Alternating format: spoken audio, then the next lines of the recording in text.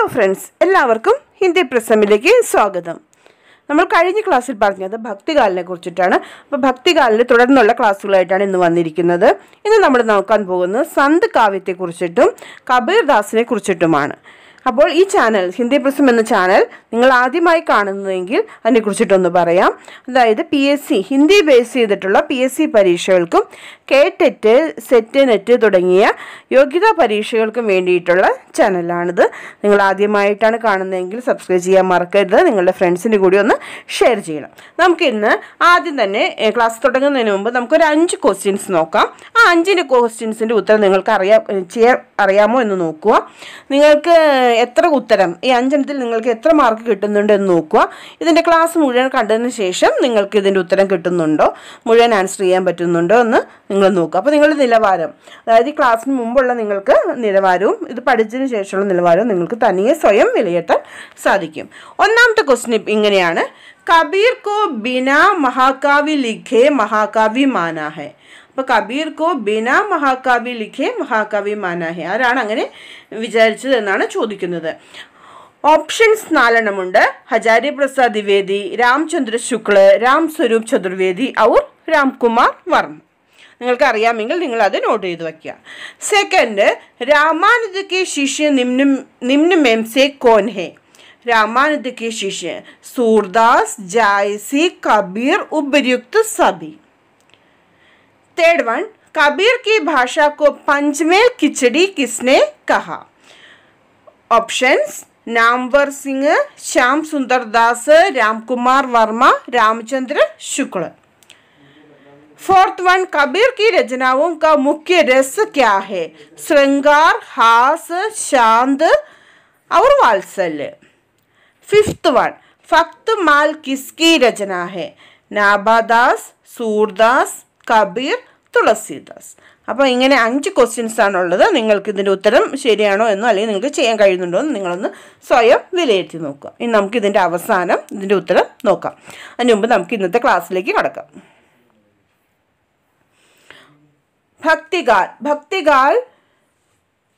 ഭക്തികാലിനെ നമ്മൾ 2 ആയിട്ടാണ് തിരിച്ചിരിക്കുന്നത്: നിർഗുൺ ധാര ഔർ സഗുൺ ധാര. ഭക്തികാല് 2 प्रकार के होते हैं, निर्गुण और सगुण धारा. इसमें निर्गुण धारा को हम 2 भागों में बांट सकते हैं: ज्ञान मार्ग या ज्ञानाश्रयी, प्रेम मार्ग या प्रेमाश्रयी. അപ്പോൾ 2 രീതിയിലാണ് നമ്മുടെ നിർഗുൺ ധാരയെ നമ്മൾ തിരിച്ചിരിക്കുന്നത്: ജ്ഞാൻ മാർഗ് യാ ജ്ഞാനാശ്രയി എന്നും പ്രേം മാർഗ് യാ പ്രേമാശ്രയി എന്നും. ഇതിനെ ഇങ്ങനെ ഒരു പേര് കൊടുത്ത്, ജ്ഞാനാശ്രയി യാ പ്രേമാശ്രയി, ഇങ്ങനെ ഒരു പേര് ഇതിന് കൊടുത്തത് ആചാര്യ രാമചന്ദ്ര ശുക്ലാണ്. ഇതിന് മറ്റൊരു പേരുണ്ട് സന്ത് കാവ്യ. അപ്പോൾ ജ്ഞാനാശ്രയി ശാഖയ്ക്ക് സന്ത് കാവ്യ എന്നും പ്രേമാശ്രയി ശാഖയ്ക്ക് സൂഫി കാവ്യം എന്നും മറ്റു പേര്, സെയിം പേര് തന്നെ കേട്ടോ. ഈ സെയിം ശാഖയുടെ മറ്റൊരു പേരാണിത്. അങ്ങനത്തെ പേര് കൊടുത്തത് രാംകുമാർ വർമ്മയാണ്. അപ്പോൾ ഇങ്ങനെ ചോദിക്കാം: സൂഫി കാവ്യ കിസ്നെ നാം ദിയ? അങ്ങനെ ചോദിച്ചാൽ ആരാണ്? രാംകുമാർ വർമ്മ. സന്ത് കാവ്യ എന്നും സൂഫി കാവ്യ എന്നും പേര് കൊടുത്തത് രാംകുമാർ വർമ്മയും ജ്ഞാനാശ്രയി അവർ പ്രേമാശ്രയി എന്ന പേര് കൊടുത്തത് ആചാര്യ രാമചന്ദ്ര ശുക്ലുമാണ്. അപ്പം നമ്മൾ ഇന്ന് നോക്കുന്നത് ഇതിനകത്ത് സന്ത് കാവ്യ ഇല്ല, ജ്ഞാനാശ്രയി ശാഖ, അതിനെക്കുറിച്ചാണ് നോക്കാൻ പോകുന്നത്. അതിനുമുമ്പ് നമുക്ക് ആ നിർഗുണിൻ്റെ പോലെ തന്നെ സഗുൺ ധാരയെ കൂടി നോക്കാം. സഗുൺ ധാരയെ നമ്മൾ കൃഷ്ണഭക്തി ശാഖ എന്നും രാമഭക്തി ശാഖ എന്നും 2 ആയിട്ടാണ് തിരിച്ചിരിക്കുന്നത്. അതിനകത്ത് കൃഷ്ണഭക്തി ശാഖയുടെ പ്രധാന കവിയാണ് സൂർദാസ്. അപ്പോൾ ചില പുസ്തകങ്ങൾ നമ്മൾ ഇതോടുകൂടി ഇങ്ങനെ തീരുവാണ്. ചില സ്ഥലങ്ങളിൽ നമ്മുടെ രാംഭക്തി ശാഖയെ ഒന്നുകൂടെ തിരിച്ചിട്ടുണ്ട് ഡീറ്റെയിൽഡ് ആയിട്ട്. അത് വേണമെങ്കിൽ ഒന്നുകൂടി നോക്കാം. രാംഭക്തി ശാഖയെ നമ്മൾ മര്യാദ കാവ്യധാര എന്നും രസിക കാവ്യധാര എന്നും തിരിച്ചിട്ടുണ്ട്. ഇത് ചില സ്ഥലങ്ങളിൽ മാത്രമേ നമ്മൾ കാണാറുള്ളൂ, പക്ഷെ പരീക്ഷകൾക്ക് ചിലപ്പോൾ ക്വസ്റ്റ്യനായിട്ട് വരാറുണ്ട്. അതിനകത്ത് മര്യാദ കാവ്യധാര എന്ന് വെച്ചാൽ മര്യാദ പുരുഷോത്തമനായിട്ടാണ് രാമനെ കാണുന്നത്. അതിലെ പ്രമുഖ കവിയാണ് തുളസീദാസ്. അപ്പോൾ വെറുതെ രാംഭക്തി ശാഖയൊക്കെ പ്രമുഖ കവി ആരാന്ന് ചോദിച്ചാലും തുളസീദാസ് ആണ്. അതുകൂടാതെ മര്യാദ കാവ്യധാരക്ക കവി ആരാന്ന് ചോദിച്ചാലും തുളസീദാസാണ്. അതുപോലെ തന്നെ രാംഭക്തി ശാഖയുടെ രസിക കാവ്യധാരയുടെ കവിയാണ് അഗ്രദാസ്. അപ്പോൾ ഇത്രയാണ് പൊതുവായിട്ട് നമുക്ക് പറയാനുള്ളത്. ഇനി നമുക്ക് സന്ത് കാവ്യമാണ് ഇന്ന് പഠിക്കാൻ പോകുന്നത്. അതിനു മുമ്പ് വരീയത എന്ന് പറയുമ്പോൾ തുളസീദാസ്, ജായസി, സൂർദാസ്, കബീർദാസ്, അതായത് ഈ പറഞ്ഞ കവികളുടെ എല്ലാം അവരുടെ ഡേറ്റ് ഓഫ് ബർത്തിൻ്റെ അടിസ്ഥാനത്തിൽ അവരുടെ ഓർഡറാണ് പറയുന്നത്. തുളസീദാസ് ആണ് ആദ്യം, പിന്നെ ജായസി, സൂർദാസ്, കബീർദാസ്. തുളസീദാസ്, ജായസി, സൂർദാസ്, കബീർദാസ്. അപ്പോൾ ഈ വരീയത നമ്മളോട് പറഞ്ഞിരിക്കുന്നത് എങ്ങനെയാണ് ഇതിൻ്റെ ഓർഡർ എന്ന് പറഞ്ഞത്. അതായത് ആചാര്യ രാമചന്ദ്ര ശുക്ലയ്ക്ക് അനുസാറാണ് ഇങ്ങനെയൊരു ഓർഡർ പറഞ്ഞിരിക്കുന്നത്. അപ്പോൾ ഒരു ഓർഡറാക്കാൻ ഇവരുടെ വരീയത അല്ലെങ്കിൽ ഇവരുടെ കാലഘട്ടത്തിനനുസരിച്ച് ഓർഡറാക്കാൻ ചോദിച്ചാൽ അതിൻ്റെ ഉത്തരം ഇങ്ങനെയാണ്: തുളസീദാസ്, ജായസി, സൂർദാസ് ആൻഡ് കബീർദാസ്. ഇനി നമുക്ക് നിർഗുൺ ധാര നോക്കാം. ഭക്ത കവിയോं के द्वारा निराकार ईश्वर की उपासना की गई, उनके द्वारा रचित काव्य को ही निर्गुण काव्यधारा कहा जाता है. ഇപ്പോൾ നിരാകാർ ഈശ്വർ, ആകാരമില്ലാത്ത ഒരു ഈശ്വർ, ഒരു രൂപമില്ലാത്ത ഒരു ഈശ്വർ, അവരുടെ ഉപാസന ചെയ്യുന്ന കവികൾ അവർ എഴുതുന്ന കാവ്യത്തിനാണ് നമ്മൾ നിർഗുൺ കാവ്യധാര എന്ന് പറയുന്നത്. നിർഗുൺ ഭക്തി കാ സ്രോത് ശ്വേതാശ്വേതർ ഉപനിഷത്ത്. നമ്മൾ ആ ഭക്തി കാ സ്രോത് പറഞ്ഞപ്പോഴും പറഞ്ഞതാണ്.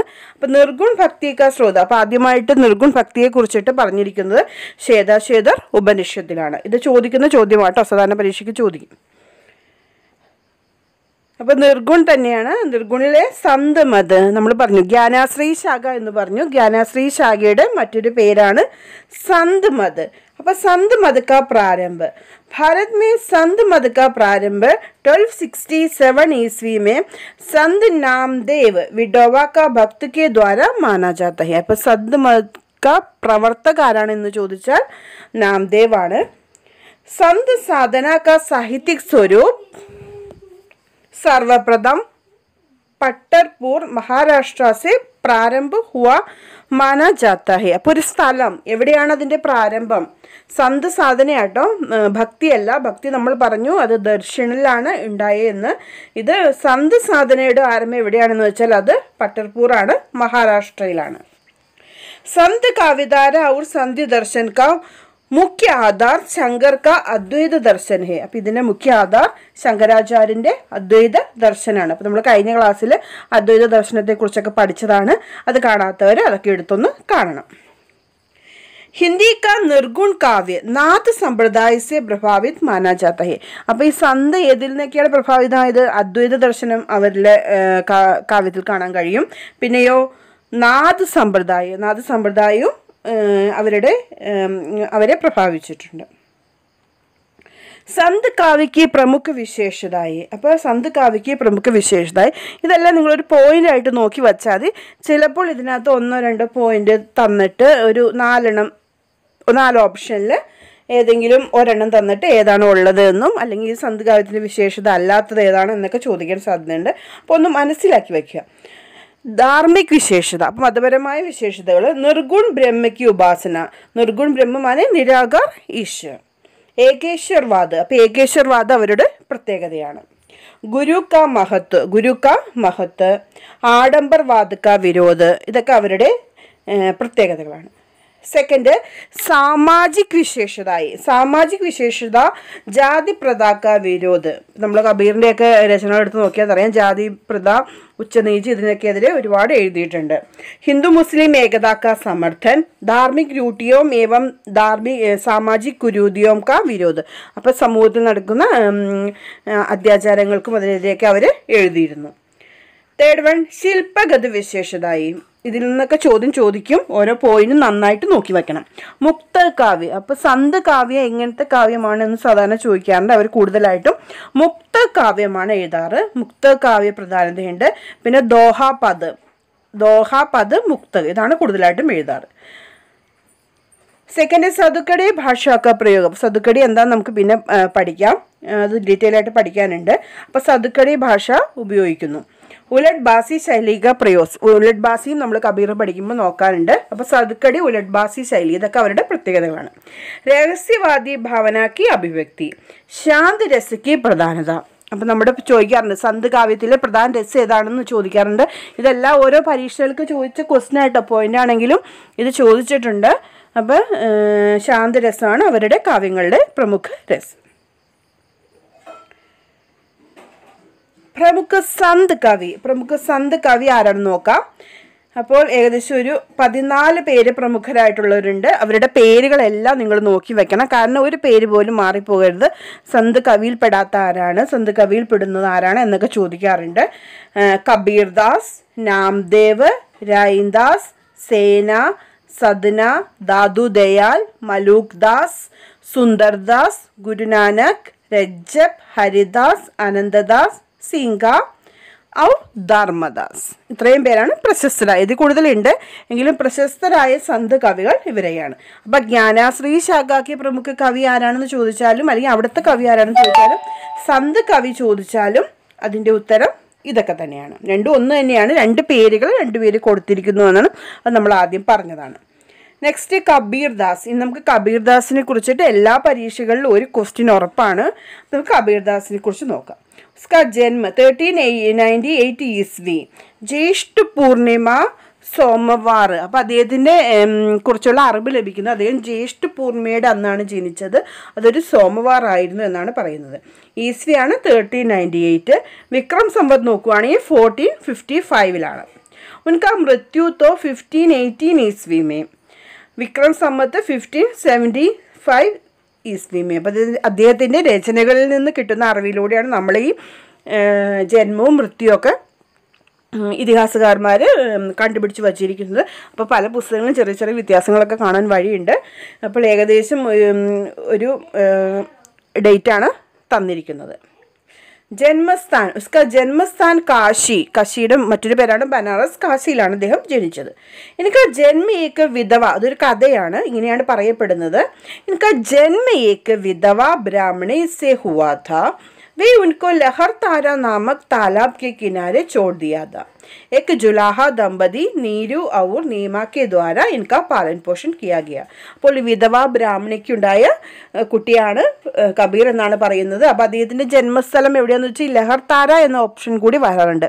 കാശി അല്ലാതെ ലഹർതാര. അപ്പോൾ ലഹർതാര എന്ന് പറഞ്ഞ ഒരു താലാബിൽ അദ്ദേഹത്തെ ഉപേക്ഷിക്കുകയാണ്. അപ്പോൾ ലഹർതാര കാശിയിലാണ്. അപ്പോൾ 2 ജുലാഹ ദമ്പതി നീരിയും നീമയും അദ്ദേഹത്തെ എടുത്ത് വളർത്തുകയാണ്. മൃത്യുസ്ഥാൻ, അപ്പോൾ ജന്മസ്ഥാൻ നോക്കണം. മൃത്യുസ്ഥാൻ മഗ്ഹർ, അതും കാശിക്ക് പാസ് തന്നെയാണ്. മഗ്ഹറും ലഹർദാര ജന്മസ്ഥാനും മൃത്യുസ്ഥാൻ മഗ്ഹർ. ഗുരു तो രാമാനന്ദ് ഹെ, അത് ഇമ്പോർട്ടൻ്റ് ആണ്. അദ്ദേഹം ഗുരുവിന് വളരെയധികം പ്രാധാന്യം കൊടുത്തിരുന്ന ആളായിരുന്നു. അദ്ദേഹത്തിൻ്റെ ഗുരു ആരാണെന്ന് ചോദിക്കാറുണ്ട്. കബീർദാസ് കാ ഗുരു രാമാനന്ദ് ഹെ. അദ്ദേഹം വൈഷ്ണവായിരുന്നു, വിഷ്ണു ഭക്തനായിരുന്നു. മുസൽമാൻ അനുയായിയോനെ ഷേഖ് തഖീക്കോ ഇൻകാ ഗുരു മാനാജത്. അപ്പോൾ ഷേഖ് തഖി കൂടി അദ്ദേഹത്തിൻ്റെ ഗുരുവാണെന്ന് പറയാറുണ്ട്. അപ്പോൾ ഈ രാമാനന്ദ് എന്ന ഓപ്ഷൻ ഇല്ലെങ്കിൽ മാത്രം ഇത് തിരഞ്ഞെടുത്താൽ മതി. പത്നി ലോയി ഹെ, പുത്ര കമാൽ, പുത്രി കമാലി, കമാലി ഏക്ക് കവിയത്രി ഹെ. അപ്പോൾ ഇതൊക്കെയാണ് അദ്ദേഹത്തെക്കുറിച്ചുള്ള പ്രധാനമായ കാര്യങ്ങൾ. ഇതൊക്കെ മാറി മാറി ഓരോ പരീക്ഷകൾക്കും ചോദിക്കുന്നതാണ്.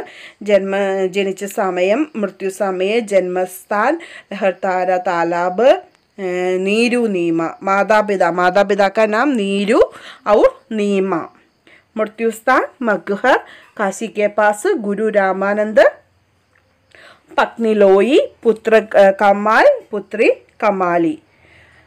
ഗുരു ഇനി ഗുരു, ഇവരുടെ ആ ഗുരുവിൻ്റെ ആ ഓർഡറാണ് പറയുന്നത്. അതായത് നമ്മൾ പറഞ്ഞ കബീർ വേണമെങ്കിൽ താഴത്തുനിന്ന് വേണമെങ്കിൽ നമുക്ക് മുകളിലേക്ക് നോക്കാം. അല്ലെങ്കിൽ കബീർ തുളസി പീപ്പ, ഇവരുടെ 3 പേരുടെയും ഗുരുവാണ് രാമാനന്ദ്.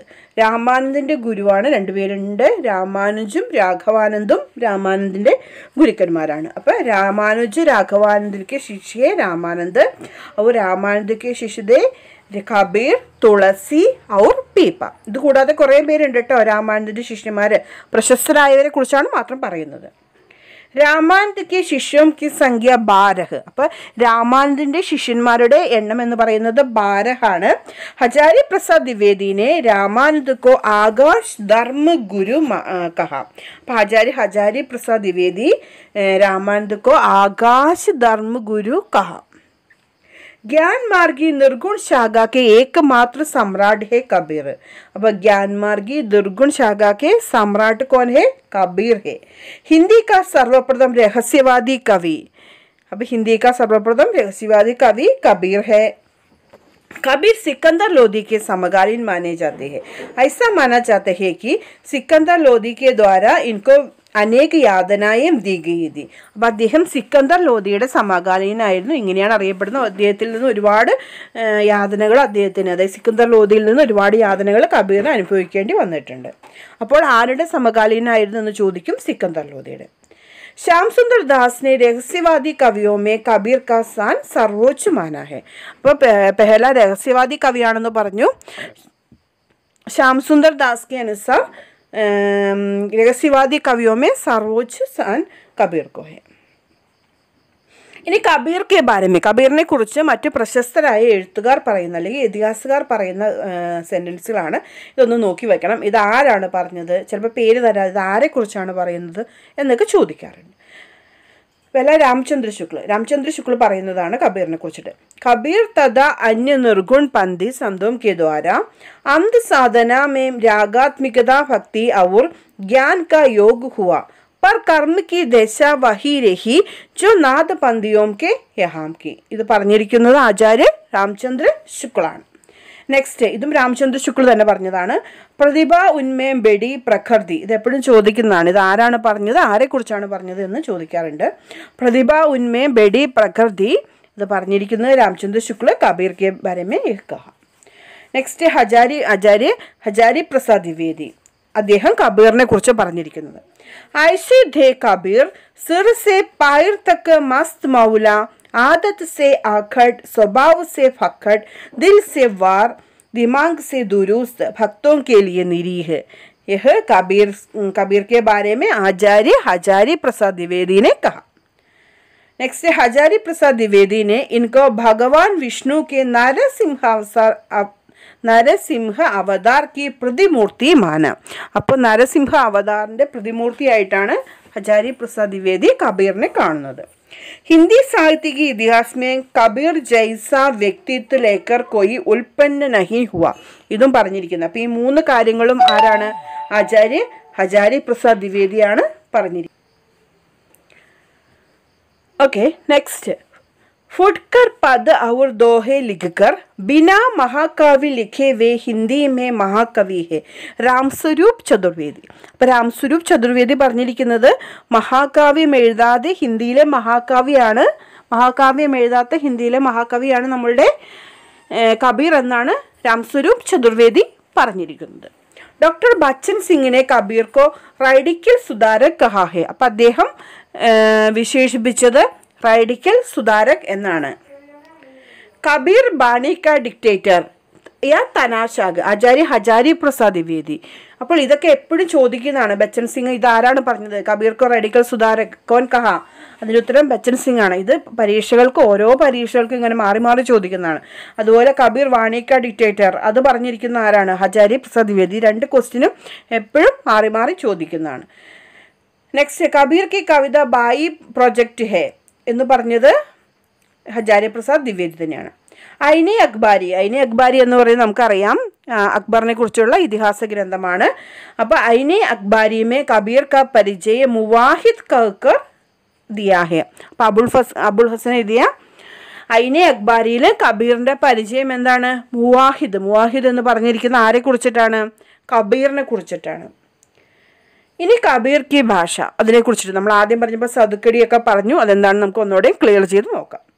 श्याम सुंदर दास ने कबीर की भाषा को पंचमेल की चिड़ी कहा है, क्योंकि इनकी भाषा में खड़ी बोली, राजस्थानी, पंजाबी, ब्रज और पूर्वी का मिश्रण है. അപ്പോൾ ശ്യാം സുന്ദർ ദാസ് ആണ് കബീറിൻ്റെ ഭാഷയെ പഞ്ച്മേൽ കിച്ചടി എന്ന് പറഞ്ഞിരിക്കുന്നത്. അതായത് ഇത്രയും ലാംഗ്വേജുകൾ, ഖടിബോലി, രാജസ്ഥാനി, പഞ്ചാബി, വ്രജ് അവർ പൂർവി, ഇതിൻ്റെ എല്ലാം മിശ്രണം അദ്ദേഹത്തിൻ്റെ ലാംഗ്വേജിലുണ്ട്. അതുകൊണ്ടാണ് ഇങ്ങനെ പറഞ്ഞിരിക്കുന്നത്. നെക്സ്റ്റ്, आचार्य रामचंद्र शुक्ल ने कबीर की भाषा को സദുക്കടി കഹ. അപ്പോൾ ആചാര്യ രാമചന്ദ്ര ശുക്ലിനെ കബീറിൻ്റെ ഭാഷയെ എന്താണ് പറഞ്ഞത്, സദുക്കടി എന്നാണ് പറഞ്ഞത്. जिसमें പ്രാന്തീയ ഭാഷാओं और बोलियों के शब्दों का मिश्रण है. അപ്പോൾ സദുക്കടി എന്ന് വെച്ചാൽ അദ്ദേഹം ഉദ്ദേശിക്കുന്നത് പ്രാന്തീയ ഭാഷയുടെയും ബോലിയുടെയും ഒക്കെ ഒരു അതിലെ ശബ്ദങ്ങളുടെ മിശ്രണം അദ്ദേഹത്തിൻ്റെ ലാംഗ്വേജിലുണ്ട്. അതുകൊണ്ടാണ് സദുക്കടി എന്ന് അദ്ദേഹം ഉദ്ദേശിക്കുന്നത്. നെക്സ്റ്റ്, കബീർ കി ഭാഷ അട്പടി ദി എന്ന് പറഞ്ഞിരിക്കുന്നത് രാമചന്ദ്ര ശുക്ലാണ്. കബീർ ദ്വാര രചിത ഉലട്വാസി. അപ്പം അദ്ദേഹത്തിൻ്റെ രചനകളിലെ ഒരു പ്രത്യേകതയാണ് ഉലട്വാസി ശൈലിയിലുള്ളത് അദ്ദേഹം എഴുതിയിരുന്നു. അപ്പം കബീറിൻ്റെ അഭിപ്രായത്തിൽ ഉലട്വാസി എന്ന് പറഞ്ഞാൽ വിശിഷ്ട പ്രതീകാത്മക കാവ്യശൈലി. ഇതൊരു എക്സാമിന് ചോദിച്ചതാണ്, ഇതെല്ലാം പരീക്ഷകൾക്ക് ചോദിച്ചതാണ്, എന്നാൽ നിങ്ങൾ ഒന്നുകൂടി നോക്കി വെക്കണം. വിശിഷ്ട പ്രതീകാത്മക കാവ്യശൈലി. അപ്പം ഉലട്വാസി എന്ന് പറഞ്ഞാൽ വിശിഷ്ട പ്രതീകാത്മക കാവ്യശൈലിയാണ്. नेक्स्ट कबीर की उलटवासियों में अद्भुत रस का प्रमुखता है. അപ്പോൾ അദ്ദേഹം പറഞ്ഞു കബീറിൻ്റെ രചനകളിൽ ശാന്തരസമാണ് കൂടുതൽ കാണപ്പെടുന്നത്, എന്നാൽ ഉലട്ട് വാസി രചനകളിൽ അത്ഭുത രസത്തിൻ്റെയാണ് പ്രാധാന്യം കൂടുതൽ. ഉലട്ട് വാസി കാ പ്രേരണ സ്രോത് സിദ്ധ ഏവം നാദ് സാഹിത്യം. അപ്പോൾ സിദ്ധ ഔർ നാദ് സാഹിത്യത്തിൽ നിന്നാണ് അദ്ദേഹം ഉലട്ട് വാസി എഴുതിയത്. ഉലട്ട് വാസിയുടെ പ്രേരണ അദ്ദേഹത്തിന് ലഭിച്ചത്. കബീർ കി കാവ്യക്ക് വിശേഷതായി. അദ്ദേഹത്തിൻ്റെ കാവ്യത്തിൻ്റെ വിശേഷതകൾ എന്തൊക്കെയെന്ന് നമുക്ക് നോക്കാം. ഒന്നാമത്തത് രഹസ്യവാദം. അപ്പം ഹിന്ദി കാ പഹല രഹസ്യവാദി കവിയാന്ന് പറഞ്ഞു. അപ്പം അദ്ദേഹത്തിൻ്റെ കാവ്യത്തിൻ്റെ ഒരു പ്രത്യേകതയാണ് രഹസ്യവാദ്. ഇനി രഹസ്യവാദിനെ കുറിച്ചിട്ട് ആചാര്യ ശുക്ല പറഞ്ഞിരിക്കുന്ന സെൻറ്റൻസ് ഇങ്ങനെയാണ്. ഇത് പരീക്ഷയ്ക്ക് ചോദിക്കാറുണ്ട്. ഇത് ആരാണ് ഇങ്ങനെ പറഞ്ഞിരിക്കുന്നത് എന്ന്. സാധന കെ ക്ഷേത്രമേ ബ്രഹ്മ ഹേ, സാഹിത്യ കെ ക്ഷേത്രമേ വഹി രഹസ്യവാദ്. അത് ഇങ്ങനെ ചോദിക്കാറുണ്ട്. സാധന കെ ക്ഷേത്രമേ ബ്രഹ്മ ഹേ വഹ് സാഹിത്യ കെ ക്ഷേത്രമേ ഡാഷ് എന്ന് പറഞ്ഞിട്ട് ഒരു 3-4 ഓപ്ഷൻ രഹസ്യവാദം അല്ലാതെ വേറെ ഒരു രഹസ്യവാദ ഉത്തരമായിട്ടും പിന്നെ 3 വേറെ എന്തെങ്കിലും ഓപ്ഷൻ കൂടി തരാറുണ്ട്. അപ്പോൾ ഈ സെൻറ്റൻസ് ഒന്ന് നന്നായിട്ട് പഠിച്ചു വെക്കണം. സാധന കെ ക്ഷേത്രമേ ബ്രഹ്മ ഹേ, സാഹിത്യ കെ ക്ഷേത്രമേ വഹി രഹസ്യവാദ്. आचार्य रामचंद्र शुक्ल ने इस प्रकार कहा. नेक्स्ट उसकी काव्य की विशेषता है कण कण में ईश्वर की व्याप्ति, विरह की व्याकुलता, मूर्ति पूजा का विरोध, धार्मिक आडंबरों का विरोध, आत्मा परमात्मा का एकत्व प्रतिपादन, അഹിംസ का സന്ദേശ. അതായത് നമ്മുടെ ഗാന്ധിജിക്ക് പോലും അഹിംസയുടെ സന്ദേശം കിട്ടിയത് കബീർദാസിൻ്റെ രചനകളിൽ നിന്നാണ് പറയപ്പെടുന്നത്. ഗുരു കാ മഹത്വ, സദുക്കടി ഭാഷ കാ പ്രയോഗ, അവതാർവാദ് കാ ഖണ്ഡൻ. ഒരുപാട് അവതാരങ്ങളൊന്നുമില്ല, ഒരു ഈശ്വരനെ ഉള്ളൂ എന്നാണ് അദ്ദേഹം പറഞ്ഞിരിക്കുന്നത്. നിർഗുൺ നിരാകാർ ഈശ്വർ की उपासना. കബീർ സാഹിത്യ മുഖ്യതഃ 3 പക്ഷ മാനെ जाते हैं. അപ്പം 3 തരത്തിലാണ് അദ്ദേഹത്തിൻ്റെ സാഹിത്യങ്ങൾ. പ്രഥം ഖണ്ഡൻ की प्रवृत्ति, द्वितीय धर्म एवं समाज सुधार की भावന, तृतीय ആത്മാനുഭൂതി. അപ്പം ഇങ്ങനെ 3 തരത്തിലാണ് അദ്ദേഹത്തിൻ്റെ രചനകളെ തിരിച്ചിരിക്കുന്നത്. ഇനി കബീർ കി രചനായി. അപ്പം ഇനി അദ്ദേഹത്തിൻ്റെ രചന ഏതാണെന്ന് നമുക്ക് നോക്കാം. രചനാ സങ്കലൻ. അദ്ദേഹത്തിൻ്റെ രചനകളെല്ലാം കൂടി ഒന്ന് സങ്കലനം ചെയ്തിരിക്കുന്നുണ്ട്. അതാണ് പ്രശസ്തമായിട്ട് പറയുന്നത്. അത് നമുക്ക് ആദ്യം തന്നെ നോക്കാം. कबीरदास रचित मुख्य पदों का संकलन उनके शिष्य धर्मदास 1464 ईस्वी में बीजक के नाम से किया था. അപ്പോൾ ഇത് വളരെ ഇമ്പോർട്ടൻ്റ് ആണ്. അദ്ദേഹത്തിൻ്റെ മുഖ്യ പദങ്ങളുടെ സങ്കലനം. അദ്ദേഹത്തിന് എഴുതാനും വായിക്കാനും ഒന്നും അറിയില്ല എന്നാണ് പറഞ്ഞിരിക്കുന്നത് കബീർദാസിന്. അപ്പം അദ്ദേഹത്തിൻ്റെ ശിഷ്യനായ ധർമ്മദാസ് ആണ് ബീജക് എന്ന പേര്. അപ്പം അദ്ദേഹത്തിൻ്റെ രചന, കബീർദാസിൻ്റെ രചന എന്താണെന്ന് ചോദിച്ചാൽ അത് ബീജകാണ്. बीजक का शाब्दिक अर्थ ज्ञान का स्रोत. അപ്പോൾ बीजक का अर्थ है ज्ञान का स्रोत. ധർമ്മദാസ്, ഇനി അദ്ദേഹത്തിൻ്റെ ശിഷ്യനായ ധർമ്മദാസ് का रचना सुख निदान. ഇത് ചോദിക്കാറുണ്ട്. सुख निदान किसका रचना है? सुख निदान का रचयिता धर्मदास है. കബീർ കെ മർനെ കെ ഉപരാന്ത് ഉൻകി ഗദ്ദി സംഭാലി. അപ്പം അദ്ദേഹത്തിൻ്റെ മരണത്തിന് ശേഷമുള്ള കാര്യങ്ങൾ അദ്ദേഹത്തിൻ്റെ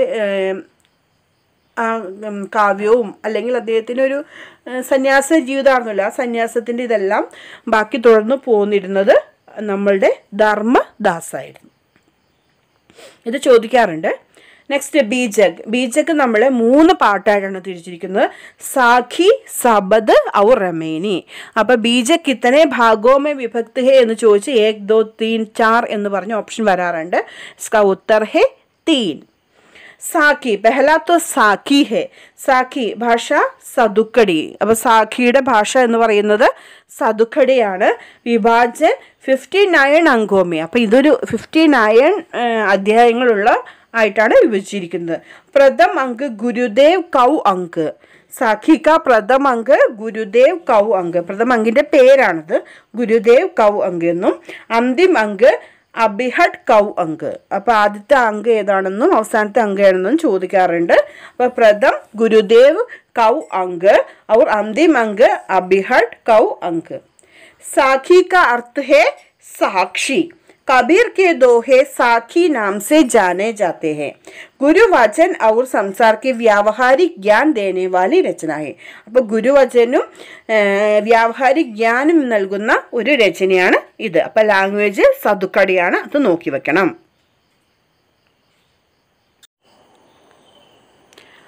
सबद. सबद का भाषा तो व्रज या पूर्वी बोली. सबद का अर्थ शब्द. सबद शब्द का अर्थ शब्द. सभी प्रायः ഗേയ തഥാ ഭജനോം കെ രൂപ മേ പ്രചലിത ഹെ.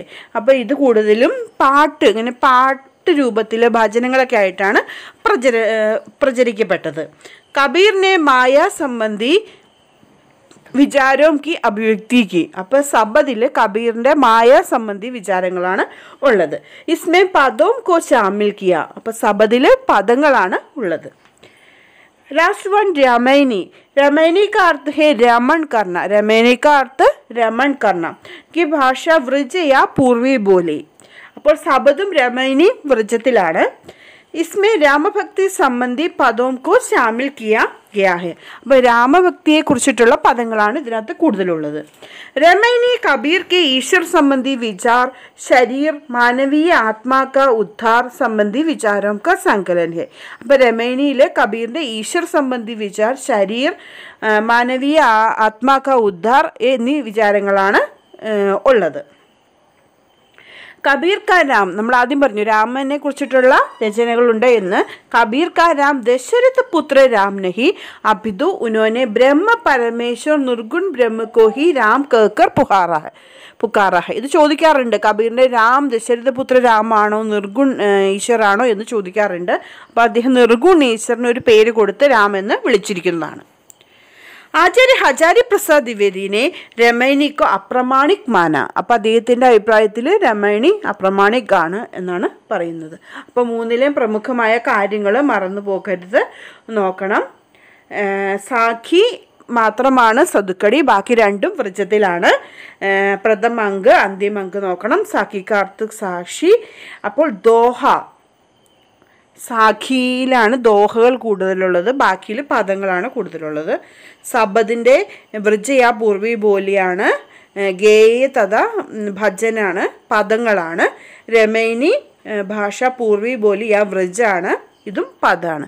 അപ്പോൾ അദ്ദേഹത്തിൻ്റെ ദോഹ ഏതാണെന്ന് ചോദിക്കാറുണ്ട്. അപ്പോൾ ദോഹ ഏതാണ്? അദ്ദേഹത്തിൻ്റെ ആദ്യത്തെ ഇതായ, അതായത് ബീജകിൻ്റെ ആദ്യത്തെ പാട്ടായ സാഖിയിലാണ് അദ്ദേഹത്തിൻ്റെ ദോഹകൾ കൂടുതലായും കൊടുത്തിരിക്കുന്നത്.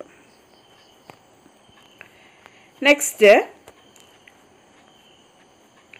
डॉक्टर नागेंद्र के अनुसार इनके द्वारा रचित 63 रचनाओं का उल्लेख प्राप्त होता है, जिनमें 43 പ്രകാശിത് हुए. അപ്പോൾ അദ്ദേഹം നഗേന്ദ്ര പറഞ്ഞിരിക്കുന്നു. ഇത് കൂടാതെ അദ്ദേഹത്തിൻ്റെ കുറേ രചനകൾ കൂടിയുണ്ട് എന്ന് പറഞ്ഞിരിക്കുന്നുണ്ട്. അതിൽ പ്രശസ്തമായ രചനകളൊന്ന് നോക്കാം. ഈ പേരുകളൊക്കെ നിങ്ങളൊന്ന് നോക്കി വെക്കണം. ബീജകാണ് ഇമ്പോർട്ടൻ്റ്, വെരി വെരി ഇമ്പോർട്ടൻ്റ് ആണ്. പക്ഷെ അത് കൂടാതെ ഈ പേരുകൾ കൂടി ഒന്ന് നോക്കണം. ആ പുസ്തകങ്ങളുടെ അല്ലെങ്കിൽ രചനകളുടെ പേര് നമുക്ക് നോക്കാം.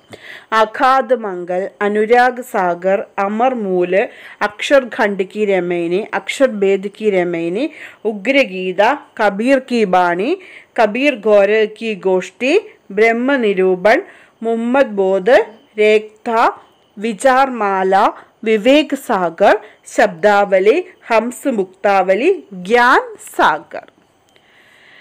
कबीर की रचनाओं में सिद्ध, नाद और सूफी मതों के सिद्धांतों का प्रभावित है. ഇപ്പം നമ്മൾ ആദ്യം പറഞ്ഞു അദ്വൈത ദർശനം, ശങ്കരാചാര്യൻ്റെ അദ്വൈത ദർശനം ഇതിനകത്ത് പ്രഭാവിതമാണെന്ന് പറഞ്ഞു അദ്ദേഹത്തിൻ്റെ രചനകൾ. അതുകൂടാതെ അപ്പോൾ അദ്വൈത ദർശനം, സിദ്ധ്, നാദ്, സൂഫി സംതോം കാ സിദ്ധാന്ത്, ഇതുകൂടി അദ്ദേഹത്തിൻ്റെ രചനകൾ അദ്ദേഹത്തെ സ്വാധീനം ചെലുത്തിയിട്ടുണ്ട്. കബീർ സി സംബന്ധിക് സാമ്പ്രദായിക് സാമഗ്രിക സ്രോത്, അതായത് നമ്മൾ കബീറിനെ കുറിച്ചിട്ട് ഈ രചനകളിൽ നിന്നൊക്കെയാണ് നമ്മൾ കബീറിനെ കുറിച്ചിട്ടുള്ള അറിവുകൾ കിട്ടിയിട്ടിരിക്കുന്നത്. ഇത് കൂടാതെ ചിലപ്പോൾ ഈ പുസ്തകങ്ങൾ, ഈ രചനകൾ ആരാണ് എഴുതിയെന്ന് എടുത്തു ചോദിക്കാറുണ്ട്. ഫസ്റ്റ് വൺ, ശ്രീ പീപ്പ കി വാണി, ഇസ്ക രചയിത പീപ്പ ഹെ ഭവധാരൻ ധർമ്മദാസ്. നമ്മൾ ആദ്യം പറഞ്ഞിരുന്നില്ല, അദ്ദേഹത്തിൻ്റെ ശിഷ്യനായ ബീജക് സങ്കലനം ചെയ്ത ഭവധാരൻ ധർമ്മദാസിനാണ്. സുഖനിദാൻ എന്നൊരു ടെക്സ്റ്റ് കൂടി നമ്മൾ ആദ്യം പറഞ്ഞിരുന്നു. അപ്പോൾ ഇത് രണ്ടും ധർമ്മദാസിൻ്റെയാണ്. നെക്സ്റ്റ് ഭക്തമാൽ നാഭാദാസ്. ഇതൊക്കെ ചോദിക്കാറുണ്ട്. നാഭാദാസ് കേക്ക് രചനാക്കാൻ നാം ബതാവോന്നോ അല്ലെങ്കിൽ ഭക്തമാൽ കിസ്കി രചനാഹോ എന്നൊക്കെ ചോദിക്കാറുണ്ട്. അപ്പോൾ ഭക്തമാൽ നാഭാദാസിൻ്റെയാണ്. കബീർ പർച്ചായി അനന്തദാസ്, അദ്ദേഹത്തിൻ്റെ ശിഷ്യനാണ്. കബീറിൻ്റെ ശിഷ്യനായ അനന്തദാസിൻ്റേതാണ് കബീർ പർച്ചായി. ദവിസ്ഥാൻ മൊഹസിൻ ഫാനിയുടെയാണ്. കബീർ ചരിത്രബോധ ആരുടെയാന്ന് പ്രത്യേകം അറിയില്ല എങ്കിലും ഇസ്മേ സർവപ്രഥം കബീർ കാ ജന്മകാൽ കാ ഉല്ലേഖ. അപ്പം അദ്ദേഹത്തിൻ്റെ ജന്മകാലത്തിനെ കുറിച്ചിട്ടുള്ള അറിവൊക്കെ ലഭിക്കുന്നത് ഇതിൽ നിന്നാണ്. അപ്പോൾ കബീർ ചരിത്രബോധം ഇങ്ങനെ ചോദിക്കും, कबीर के जन्मकाल के बारे में हमने किस ग्रंथ से, इसका जन्मकाल के बारे में हमें किस ग्रंथ से ज्ञान प्राप्त होता है എന്നൊക്കെ ചോദിക്കാറുണ്ട്. അതിൻ്റെ ഉത്തരം കബീർ ചരിത്രബോധാണ്. കബീർ വാണിക്ക് മുഖ്യ സംഗ്രഹൻ കർത്ത. അപ്പം അദ്ദേഹത്തിൻ്റെ ഈ നമ്മൾ ബീജക് പറഞ്ഞു, ബീജക് ധർമ്മദാസാണ് സങ്കലനം ചെയ്തിരിക്കുന്നത്. അതേപോലെ അദ്ദേഹത്തിൻ്റെ വാണികളൊക്കെ കുറച്ച് പേര് സങ്കലനം ചെയ്തിട്ടുണ്ട്. ആ പുസ്തകങ്ങളൊക്കെ ഒന്ന് നോക്കാം. കബീർ പർച്ചായി അനന്തദാസ് കബീറിൻ്റെ ശിഷ്യനാണ്. സത്യ കബീർ കി സാഖി യുഗലാനന്ദ്. കബീർ ഗ്രന്ഥാവലി ശ്യാം സുന്ദർ ദാസ്. ശ്യാം സുന്ദർദാസിൻ്റെ കബീർ ഗ്രന്ഥാവലിയിൽ നമ്മുടെ ബീജക ഇപ്പോൾ അതിനകത്ത് ഉൾപ്പെടുത്തിയിട്ടുണ്ട്.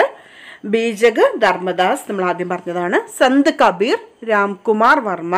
കബീർ വചനാവലി ഹരിയൗദ്. ഈ സന്ത് കബീറൊക്കെ ചോദിക്കാറുണ്ട് ആരുടെ പുസ്തകമാണ്. രാംകുമാർ വർമ്മയാണ് അതിൻ്റെ സംഗ്രഹകർത്ത. ഗുരു ഗ്രന്ഥ സാഹിബ് ഒരു ആരാധനാ ഗ്രന്ഥമാണ്.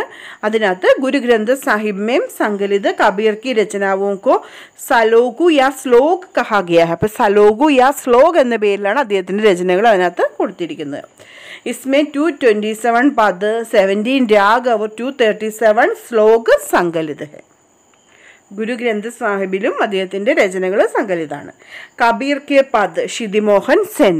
ഇതാണ് അദ്ദേഹത്തിൻ്റെ രചനകളെല്ലാം സങ്കലനം ചെയ്തിരിക്കുന്നത്. പക്ഷെ അദ്ദേഹത്തിൻ്റെ രചനയുടെ പേര് എന്ന് വെച്ചാൽ മെയിനായിട്ടും ബീജക്കാണ്. കബീർ കെ ബാരേമേ രചനായി. അപ്പം കബീറിനെ കുറിച്ചിട്ടുള്ള മറ്റു രചനകളാണ് പറയുന്നത്. കബീർ ഹജാരി പ്രസാദ് ദ്വിവേദി. അത് 1942 എഴുതിയതാണ്. ഹജാരി പ്രസാദ് ദ്വിവേദി കബീർ എന്ന പേരിൽ. കബീർ എന്ന പേരിൽ മറ്റൊരു പുസ്തകം കൂടിയുണ്ട്, വിജയേന്ദ്ര സ്നാനക് എഴുതിയത്. നെക്സ്റ്റ് കബീർ ബാജ് ബി പപ്പി ഫി കപോദ് ഫി. ഡോക്ടർ ധർമ്മവീർ, അദ്ദേഹം ഒരു ദളിത് സാഹിത്യകാരാണ്. ഡോക്ടർ ധർമ്മവീർ അദ്ദേഹത്തിൻ്റെ ഒരു രചനയാണ്. विचार का आनंद अकद कहानी प्रेम की. विचार का आनंद अकद कहानी प्रेम की രണ്ടും പുരുഷോത്തം അഗ്രവാൾ കബീറിനെ കുറിച്ചിട്ട് എഴുതാണ്. ഈ പുസ്തകത്തിൻ്റെ പേര് തന്നിട്ട് ഇത് ആരെ കുറിച്ചിട്ടുള്ള രചനയാണോ, ഇത് ആരാണോ എഴുതിയെന്ന് ചോദിക്കാറുണ്ട്. നെക്സ്റ്റ് ലോയി